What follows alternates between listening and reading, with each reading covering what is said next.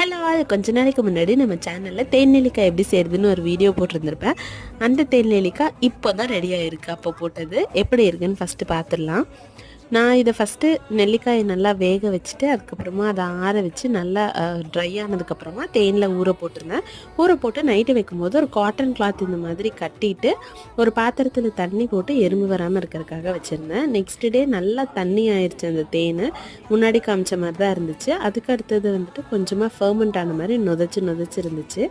அப்புறமா டெய்லியும் நான் வெயிலில் வச்சு எடுத்து இப்படியே பண்ணும்போது நமக்கு கொஞ்சம் தண்ணியெல்லாம் வற்றிருச்சு. தேனெல்லாம் லிக்விடாக இருந்துச்சுல, அதெல்லாம் வற்றி இந்த மாதிரி இருந்துச்சு.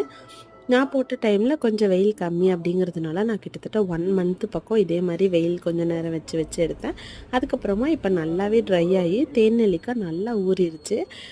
இப்போ டேஸ்ட் பண்ணி பார்த்தா செம்ம டேஸ்ட்டாக இருக்குது. பட் என்னோட நெல்லிக்காய் ரொம்ப துவர்ப்பாக இருக்குது. நீங்களும் ட்ரை பண்ணி பாருங்கள். பாய்.